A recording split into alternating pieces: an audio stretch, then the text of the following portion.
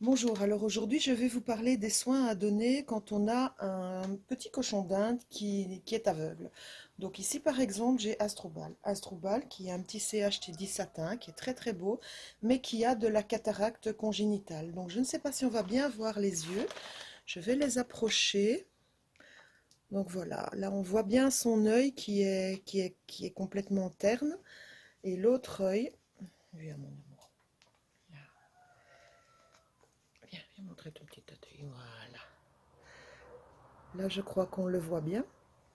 Donc lui, il a une cataracte congénitale, donc il est né, il voyait parfaitement. Et puis bien à l'âge de 3-4 mois, il a commencé à avoir les yeux qui se sont de plus en plus ternis. Alors on ne sait pas d'où ça vient. Il est le seul dans sa fratrie à avoir eu ce problème. Bien entendu, ce genre de choses, quand vous voyez ça sur un Kobe, ben, d'office, si vous êtes éleveur, bien ne reproduisez plus ni l'animal, bien entendu, mais ni le père, la mère, les frères, les sœurs, parce qu'il est possible qu'ils soient porteurs du gène qui en serait responsable. Maintenant, le diabète donne aussi ce genre de choses. Ici, j'ai essayé, parce que je suis tombée sur les réseaux sociaux, sur le cas d'une dame qui avait eu justement un problème de cataracte chez son cochon d'Inde, qui avait complètement remanié son alimentation et l'animal en était venu à de nouveau revoir. Et j'ai essayé en me disant, bah, j'ai rien à perdre, quoi. Et lui, il a tout à y gagner. Mais ça n'a pas vraiment marché. Donc ici, j'ai pour le moment 3 cochons d'Inde aveugles ici à la maison. J'ai celui-ci. J'ai un petit blanc que j'ai récupéré dans un sauvetage il n'y a pas si longtemps, qui lui a un œil en moins et l'autre œil est complètement aveugle. Et puis j'ai une femelle qui a les yeux parfaits. Et je ne savais d'ailleurs pas qu'elle était aveugle jusqu'au moment où je me suis dit, c'est pas normal, là on change la cage, elle fonce dans les murs, il y a un souci, et on ne voit rien. Donc là on ne sait même pas dire en examinant les yeux chez un vétérinaire ou quoi, le vétérinaire ne voit rien. Pour elle, les yeux sont intacts. Donc d'où est-ce que ça vient dans son cas, on ne le sait pas du tout. Enfin, donc ici, je vais vous montrer tout à l'heure dans leur cage, parce ils sont dans une cage, la façon dont ils vivent. Je vais ici vous en parler et après on montrera en image. Donc j'ai rassemblé mes deux aveugles qui sont des mâles et j'ai essayé de leur trouver un copain gentil pour finalement jouer un petit peu le rôle de, ben voilà, je suis vos yeux et faites un petit peu comme moi. Donc, ils sont à 3 dans une cage relativement petite pour 3 Kobe. J'en entends déjà qui vont hurler en me disant, mais 3 Kobe dans une cage d'1 mètre, c'est honteux. Oui, normalement, il faudrait que je les mette dans une cage plus grande. Sauf que si je les mets dans une cage plus grande, ils restent continuellement à l'intérieur de leur cabane. Ils ne bougent absolument plus. Ils sont un peu tétanisés et ils ont très peur de la distance. Alors, ce qui est très important quand on a des Kobe qui ne voient pas, c'est de toujours maintenir une cage dans la même disposition. Donc, si vous mettez une cabane, si vous la mettez à gauche, eh bien, vous devez toujours la mettre à gauche. Si vous la mettez à droite, vous la mettez toujours à droite. Idéalement, toujours la même cabane. Donc, ne changez pas de modèle de cabane. Parce que ben, l'animal, il voit rien du tout. Donc, en fait, ben, il va se baser sur son odorat, il va se baser sur ses habitudes, sur ses acquis. Et il doit pouvoir s'y retrouver. De la même manière, bien, le bol, ne le mettez pas une fois à gauche, une fois à droite, quoique là quand même, il peut s'y retrouver via son nez et via son copain qui voit. Et donc, ça c'est pour la disposition de la cage. Maintenant, quand vous changez la cage, comment est-ce que vous devez faire? Parce que, ben voilà, ils ne voient pas. Si vous les mettez dans un bac, histoire de changer, nettoyer la cage, ça va être la grosse panique parce que le bac, ils connaissent pas, il y aura des odeurs qu'ils connaissent pas. Donc moi, ce que je fais à ce moment-là, je fais la moitié de la cage, je nettoie la moitié de la cage. Ensuite, je prends la cabane, je mets la cabane à l'endroit propre, je les mets en dessous de leur cabane, je fais l'autre côté et puis je replace la cabane, je les remets dans la cabane et comme ça, bien, ils sont moins stressés dans le sens où ils ont toujours été en dessous de leur cabane et ils ne s'en inquiètent pas trop. Maintenant, si vous avez la chance d'être à plusieurs, eh bien, puisque vous êtes à plusieurs, bah, c'est pas difficile. Tiens, toi, tu tiens un tel, et toi, tu tiens un tel, et moi, je nettoie la cage. Et comme ça, mais en plus, ça leur fait des petits câlins, hein, et des petits bisous. Parce que ça, on aime bien, hein. Ah oui, ah, mon petit chou. Alors, comment donner à manger à ce genre d'animal qui ne voit pas? Pour les granulés, moi, quand je donne les granulés, je vais vous montrer tout à l'heure, je donne les granulés, je les fais couler de très haut. Comme ça, ils coulent, ça fait du bruit. Et ça les attire parce que ne vous inquiétez pas, l'ouïe est très bonne, hein. Donc ensuite, quand les granulés sont dans le bol, eh bien je fais du bruit en les prenant comme ça, de façon à ce qu'ils sachent que la nourriture est arrivée. De la même manière, quand je leur donne des légumes, ben, je ne vais pas mettre les légumes dans un coin et voilà, vous vous débrouillez. Non, non, je prends le légume et je le mets devant leur nez. Alors ben voilà, ils ont un légume devant le nez, qu'est-ce qu'ils vont faire? Ils vont l'attraper et ils vont se dire, bon, je vais aller dans ma cabane ou je vais aller ailleurs. Voilà. Maintenant, pour le foin, ben, vu qu'il en faut tout le temps, je ne m'amuse pas à dire, tiens, regarde, je t'ai montré mon foin. Parce que le foin, je le mets toujours, moi, quand je le mets donc à droite dans le fond. Donc, ils savent d'office que le foin, il est à droite dans le fond. Et bon, bah, là, ils savent par habitude qu'il est comme ça. Alors, pour le biberon, quand je remplis le biberon, je mets le biberon et je fais du bruit avec le biberon en disant, bon voilà, le biberon il est là quoi. Et comme ça, ben, d'abord ils savent qu'il est là, il est toujours au même endroit de toute manière. Et quand ils ont soif, eh bien ils y vont. Maintenant, l'année dernière, j'ai essayé, il était seul, et, je n'avais pas encore récupéré le Kobe blanc. J'ai essayé de le mettre dehors en me disant, ben voilà, il y a du soleil, il y a de l'herbe, il va être content. Il était avec un mi-cuit qui avait eu un problème, qui avait une rupture du col du fémur et qui avait perdu un œil suite à une rencontre un peu musclée avec une femelle très agressive. Et donc, ils vivaient en parfaite symbiose tous les deux. J'ai essayé de les mettre au sol et là, ça a été la catastrophe. Il a commencé à courir partout, à foncer dans les murs, à hurler. Et puis, à un certain moment, il a commencé à faire une crise telle qu'il a presque fait une crise de tétanie. Donc, il était vraiment sur le côté en faisant comme ça avec ses pattes. Je l'ai pris, il tremblait, il tremblait, il tremblait. Et puis, ben voilà, je l'ai réconforté, je l'ai remis dans sa cage. Et dans la cage, il était zen, quoi. C'était son endroit. Voilà. Autrement dit, ben lui, il peut pas aller dehors parce que ben, c'est pas son trip. Il aime pas ça. Il panique. Ah, mon chic. Voilà. Alors maintenant, je vais aller vous montrer la cage. Alors n'oubliez pas, c'est important pour le référencement, de mettre un petit pouce, de pouvoir partager cette vidéo et de vous abonner si vous le désirez. N'oubliez pas aussi d'actionner la petite cloche parce que c'est vrai que je ne sors pas beaucoup de vidéos, simplement parce que j'ai un gros problème de montage. C'est pas moi qui fais le montage et la personne qui fait mon montage est rarement disponible. D'ailleurs, j'ai 3 vidéos qui sont prêtes et elles sortent pas quoi. Nous voilà dans la cage. Donc là, je vous présente Kuloma, le blanc. Je vais le prendre plus tard. Et vous avez aussi un noir qui s'appelle Malik qui est au fond de la cage. Alors je n'ai qu'une main, là je suis occupée de filmer avec une main. Et voilà, on a déjà repéré le légume. Viens mon petit chou, viens. Viens mon petit chou, viens. Regarde, voilà. Là il l'a vu. Hop, il le prend. Il va à l'intérieur. Bon, il a du mal évidemment, puisqu'il ne voit plus clair. Tiens, tiens, tiens, il y a de la nourriture. Ah ben moi j'en veux aussi. Et Malik, on va le voir Malik. Viens Malik. Malik. On ne verra pas Malik. On ne verra pas Malik. Alors pendant qu'ils sont occupés de manger leurs légumes, je vais leur mettre leur foin.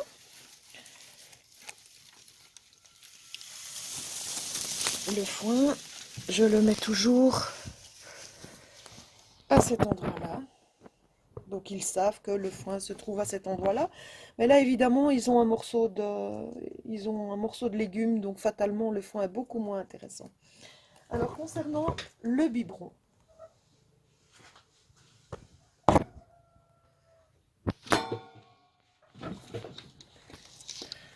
donc le biberon, je le mets toujours au même endroit et je fais du bruit. Je fais du bruit. Je fais du bruit pour leur dire que le biberon se trouve à cet endroit-là.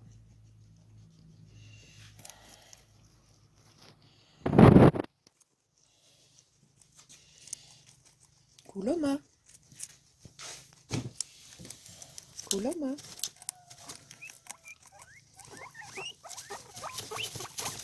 Voilà, Kouloma est un Kobe de sauvetage, il n'aime pas vraiment être pris à bras.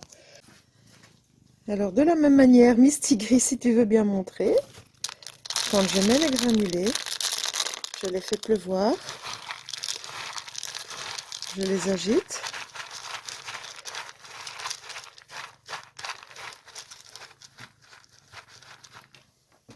Kouloma.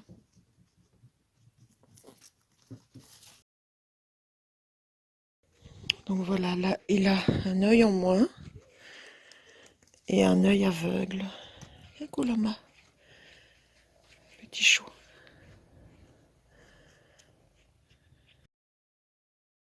Donc on a parlé du cas de mes mâles, Astroubal et Kouloma. Maintenant je vais vous parler du cas de Armani, ma femelle qui est aveugle. Elle a des yeux tout à fait normaux. Et donc comment est-ce que j'ai vu qu'elle était aveugle et quels sont les signes qui devrez vous alerter en vous disant, bien, est-ce que je pourrais avoir un animal qui est aveugle? Qu'est-ce qui se passe? Comment je peux voir qu'un animal est aveugle? Mais elle, vous voyez, elle discute beaucoup. Donc, quand on la prend, elle discute, elle parle, voilà, elle parle beaucoup. Alors quand... oui, ma chérie. Oh, oui, t'es une gentille, hein. Alors quand elle est toute seule, là elle hurle complètement. Elle est complètement déstabilisée. Donc ici, elle vit dans un groupe de femelles avec une fifi qui va bientôt mettre bas et deux autres fifis. Et elles vivent dans un bac de 130. C'est son lieu de vie. Donc elle était dans un parc et elle maigrissait beaucoup. Disons que je dis toujours aux gens, le premier signe qu'il y a un problème, c'est la perte de poids. Donc en fait, elle maigrissait beaucoup, elle était dans le parc, et je me disais, mais qu'est-ce qui se passe? À chaque fois que je la remets dans un bac plus petit, elle regrossit, elle va bien. Et puis, à chaque fois qu'elle repart dans le parc, normalement qui est leur lieu de vie, eh bien, elle maigrit. Là, il y a déjà des questions à se poser. En plus, quand elle est toute seule, elle crie beaucoup. Et dès qu'il y a quelque chose qui passe devant son nez, vous voyez, elle essaye de mordre, elle essaye de l'attraper. Donc, ça, ce sont déjà des signes qui peuvent vous alerter. Alors, ce qui m'a fait dire qu'elle était aveugle, donc elle était dans un groupe, et puis tout d'un coup, ben, je change complètement la cage pour la nettoyer, donc je retire les bacs et c'est les petites maisonnettes qui sont en fait des cageots à légumes retournés. Donc, finalement, il y a quatre pieds et un petit couvercle et des bords sur le côté, mais c'est complètement ouvert en bas, sauf les quatre pieds. Et puis, ben, j'avais acheté une jolie petite cabane de coin en bois et je me dis, bah, ce serait beaucoup mieux pour eux, c'est plus joli. Et j'ai mis la cabane de coin qui, elle, a des murs latéraux. Et là, ben, elle a foncé dedans. Et je me suis dit, aïe, donc en fait, oui, tant qu'il y avait un toit, bah, ça allait. Mais dès qu'il y a des murs, elle fonce dedans. Donc là, j'ai été chez le vétérinaire, on a examiné ses yeux et on n'a absolument rien vu. Par contre, j'ai refait l'expérience de changer la disposition dans la cage et j'ai vu que l'animal, elle était vraiment pas à son aise. Donc maintenant, bien, elle est dans son bac de 130 avec des copines bien qui changent, hein, c'est pas toujours les mêmes. Parce qu'elle s'entend bien avec tout le monde, elle n'a pas une once de dominance. Ah, elle est brave comme tout mon petit chou. Oui, c'est une gentille, hein, mais elle discute beaucoup. Et pareil, quand je donne à manger, donc à boire, ben, la boisson est toujours au même endroit. Quand je donne à manger, je fais du bruit. Et quand je lui donne les légumes, eh bien, je la mets devant son nez. Et là, ben, hé, hé, là, évidemment, on ne l'attrape pas, alors on voudrait bien sauver, hein. Ah, mais non, tu vas la prendre. Voilà. Et c'est comme ça que j'ai remarqué que cette bête était aveugle. Alors qu'elle n'a absolument rien aux yeux. Donc, faites bien attention quand vous avez des animaux, je le dis toujours, je le dis à tous mes adoptants, je le dis pratiquement dans chaque vidéo, surveillez le poids, parce que le poids est le premier indicatif qui doit vous faire dire qu'il y a un problème, qu'il y a quelque chose qui ne va pas. Et ensuite, eh bien, si vous avez une perte de poids, ben là, évidemment, vous devez chercher. Si vous avez un problème respiratoire, ben, foncez chez le vétérinaire. Si vous prenez la température, que la température est normale, c'est qu'il y a autre chose. De toute façon, le vétérinaire doit être votre premier interlocuteur parce que là aussi, je vois beaucoup de choses passer sur les groupes. Alors oui, on a des connaissances, mais on ne voit pas l'animal ou on voit des photos. Et fatalement, un vétérinaire, lui, peut voir l'animal, peut l'ausculter, peut sentir s'il a une grosseur quelque part ou s'il a des problèmes digestifs que vous ne voyez pas forcément, ou éventuellement même faire une analyse. Ici, ben, clairement, tout est revenu négatif parce que cette bête n'a absolument rien, mis à part qu'elle est complètement aveugle. On ne sait pas d'où ça vient. Il n'y a pas d'aveugle dans sa famille. Et voilà, bon, ben, c'est une petite bébête qui a maintenant 3 ans. Et elle vit sa petite vie peinard, entourée de ses copines. Elle est très très gentille, c'est vraiment un ange. Hein, c'est une gentille petite chérie. Il faut juste faire attention quand on passe, puisque mes bacs en fait sont ouverts sur le devant et il y a des plexis. Un jour je vous ferai visiter, visite guidée de l'élevage, voilà. Et en fait, dès qu'elle entend qu'on rentre dans la pièce, bien, elle se met vraiment sur le bord, limite elle est prête à tomber. Et si on met quelque chose devant son nez, parfois il y a des gens qui disent: «Ah ben, je l'ai caressée, je me suis fait mordre.» Ah oui, il faut pas la caresser. Parce que, bien évidemment, dès qu'on met quelque chose devant son nez, bah, elle sait pas ce que c'est. Si en plus on vient de donner des légumes à tout le monde et qu'on a un petit peu les doigts qui sentent le poivron ou le céleri, bah, c'est très très bon pour elle, hein. Donc voilà, ici, allez, elle mange, hein, chérie. À part ça, elle est en parfaite santé, quoi. Elle mange bien, hein. Elle n'a aucun autre problème de santé, mis à part qu'elle ne voit rien, et donc il y a des précautions à prendre quand on a un animal qui est aveugle. Bien surveiller son poids, bien surveiller qu'elle ne se fasse pas agresser par les autres, bien surveiller qu'on ne change pas la disposition de sa cage, ou en tout cas pas trop, pour ne pas la déstabiliser. Et aussi faire attention quand je la mets dans un nouveau groupe, vu que les autres animaux, faut bien se dire que ça aussi c'est quelque chose que je dis souvent, le Kobe dans la nature c'est une proie. Une proie qui montre qu'elle a un handicap, une proie qui montre qu'elle est malade, est un peu mise à l'index par les autres. Et donc c'est déjà arrivé que je la mette avec une copine, que la copine se rende compte qu'il y a un problème et là elle se fait agresser. Et oui, mais elle n'a aucun moyen de défense, elle. Parce que ben, elle va près des copains, elle les voit pas forcément, elle les sent, elle essaye, elle discute et tout, mais elle se fait parfois attaquer. Et ça, bon, il faut faire fort fort attention de ne pas la mettre dans un groupe où elle risque de se faire mordre parce que ben, fatalement, ça peut avoir de graves problèmes sur son psychisme,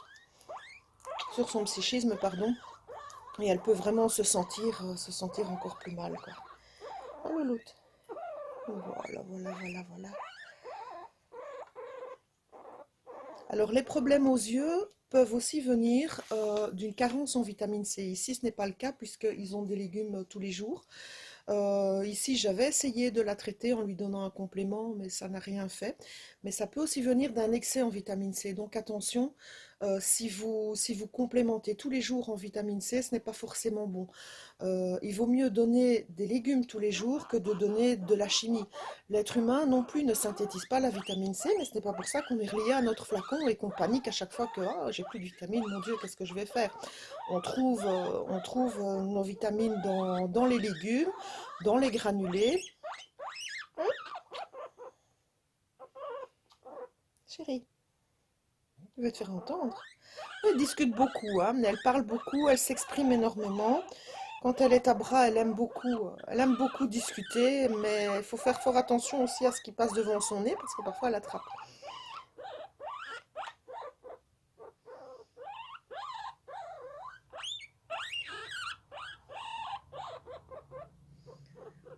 Donc voilà, c'était la fin de cette vidéo. Armani, tu me laisses parler? Tu me laisses parler, Armani? Donc voilà, c'était la fin de cette vidéo. Si vous l'avez aimée, n'hésitez pas à la partager, n'hésitez pas à la liker, n'hésitez pas non plus à vous abonner si ce n'est pas encore fait et d'activer la cloche pour être averti quand je sors de nouvelles vidéos, puisque je n'en sors pas beaucoup et que j'aimerais bien en sortir plus, mais j'ai de gros problèmes au niveau du montage. Donc voilà, n'hésitez pas à faire tout cela et à bientôt pour une prochaine vidéo. Au revoir.